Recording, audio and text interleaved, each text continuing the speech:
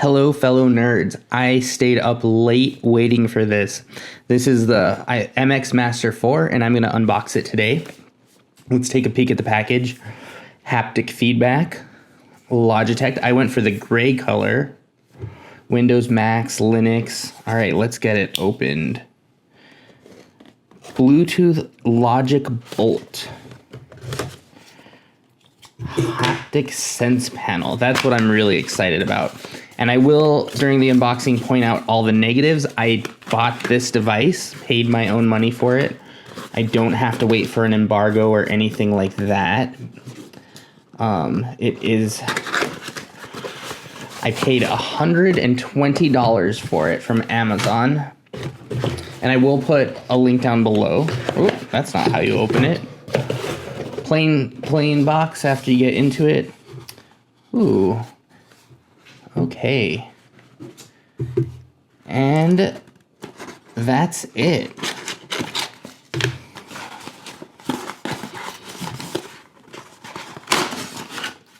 Nice recyclable package. Let's see what's in here. So here's the USB-C.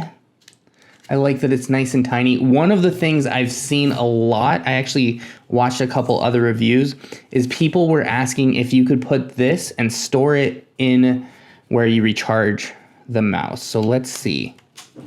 Yeah. That's nice. Okay.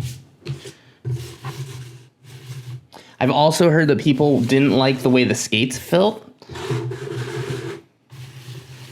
So I don't know if it's just because it's new, but it definitely feels like there's a little more, like I have to kind of pull it a little more. So watch, I'm just going to try to press evenly.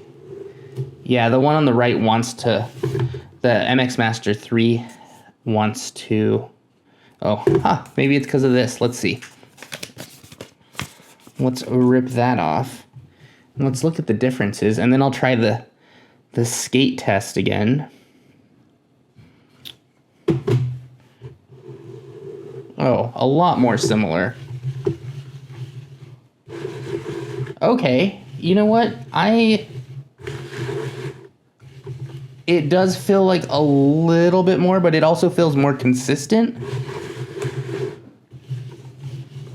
So I'll be honest, I like it a little better. This is a little smoother, but I do just like the way it feels like consistent. So let's put that away for a second. We'll just take a quick look at it. This is just gonna be like an unboxing and first impressions video. But one of the things I always want to see on videos is the device up close. So we're gonna actually take some time and look at the device and see what we've got. So I like that they have regular screws here to open it up. I really like this color as well. I saw on the Amazon website there were 4 colors, but 2 of them looked the same. So one was like a gray and one was a white, but they both looked identical. So I think there's only 2 colors. This is that new haptic button. Let's see if we can actually push it. So it feels like it just like toggles a little bit. It pushes inward. I do like the way the rubber feels. I saw on the box or on the Amazon listing that there's supposed to be something to keep it from getting dirty. And then look, if you look right here, let me see, make sure that it's focused. This is a little translucent. Let me see if I can put something below it. So this is like, there's like a layer of clear over the button, and it's just a little bit like frosted. And now, while we're just finishing off looking at it, let's talk about some of the bad things or the negatives. Ooh, I like the way that feels. Yeah, okay. And then there's 3 buttons here. On the old device, there were 2. Yeah, this one just, it moves a little freer on the old one. I don't know if that's because it's just a little worn in, but there's 2 buttons on the old one, 3 on the new one. Very similar scroll wheels, and that's honestly why I got it. I love the way the scroll wheel works. Just by pressing this button here, it goes from like chunky scrolling to unlimited like zoom scrolling. And it does look like the new one also has a little bit of rubber on this side, and it is textured. And I do have my laptop out, so I will just plug it in, just give it a really first try. And if you guys like this video, let me know by dropping a thumbs up. I could go into more depth on this mouse. But I'm excited about it, so I really wanted to show it off once I got it. I like the build, and the most important thing to me is now me and my girlfriend are not going to be fighting over this stuff.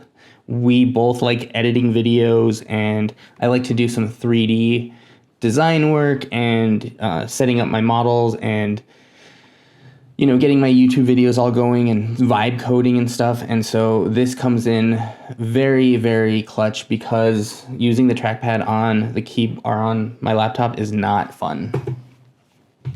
Okay, so let me get this plugged in. We'll try using it. And oh, I promised we'd talk about the bad things.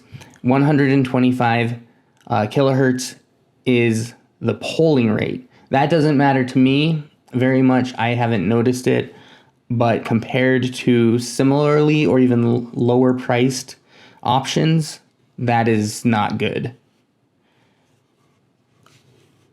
And another issue is it doesn't have onboard memory, so you're gonna be having to use that Logi Plus software. I'll be honest, I don't really use it very much with this guy, but I will be trying it for this, and if I make another video, I will go into a lot more on that. One of the things we didn't necessarily dislike, but a lot of people have mentioned, is this button. So it changes which device you're using via Bluetooth, and it looks like that's the same. So let's get this guy on. I'll try using it just a little bit, and we can just do a first impression, see how it works on the computer. I assume it's going to be pretty similar. There we go. There's the power. Oop, I already feel the button vibrating. That's pretty nice. Okay, so my computer already detects it. It says new MX Master found. To pair your mouse, click connect. And I mean, it was easy as that. Okay, I've spent a little bit more time with the mouse. I got it all set up with Logi Options Plus, and I have to say it's pretty close. Like, I like a lot of things about it. The haptic is actually kind of cool, but I still like this mouse better. And really what it comes down to is the rubber. A lot of people say they don't like this rubberized thing because it gets old and it, you know, and it breaks, but I've had this for about a year and it hasn't. And really why I say that is when I hold on to this mouse, it just wants to like slip out of my hand. So there's rubber right here, but then that means I have to like grip onto it. And that's kind of a big thing for me because I rest my hand on the mouse a lot and it just feels like it's going to be annoying. Also, if you look right here, so there's nothing on either side of this scroll wheel. So when you're scrolling left or right, if you have fat thumbs like I do, you're not pressing up against anything. On this guy, I don't know if you can hear that, but I'm rubbing up against that. Like, it's not a big deal, but it's just kind of annoying. But just to be fair, there are some things I like. I like the buttons. This scroll wheel actually feels a little bit more solid, and that's the reason the scroll wheel is really the reason that I stick with the MX Master series. Besides the ergonomics, let me just show you. So you press this, and it's kind of like a chunky scroll. I don't know if you can tell, but you press it again, and it just scrolls infinitely. Still going, still going. Okay. Oh yeah, it was still going. So I really, really like that. And in the Logitech options, you can actually change the force. You can change the smart shift. So what smart shift does is basically it makes it like chunky until you scroll fast, and then it changes automatically to that smooth. Really cool feature. With this new mouse, there's also a gesture feature, and to be honest, I don't know if this one had it, but you hold this button down, and then you can basically like toggle your desktop left or right, and you can even pull up the start menu, and you can go down to see the desktop, and you can press it to see all of your apps that are open. So there are some cool things with this, but if you are in the market for one of these, definitely consider this. I mean, if the rubber falling apart isn't an issue for you, and obviously for me it hasn't been, this is still a really great mouse. Another really important thing to note if you're trying to choose between the two, listen to how this one clicks. Oh, yeah. So I'll try to turn the mouse over. So it's super quiet. But this guy, the 3S, and I really like. So I spent a little bit of time in the Logi Options Plus app, and it's actually really, really cool. I will save that for another video. If anyone's interested, let me know in the comments.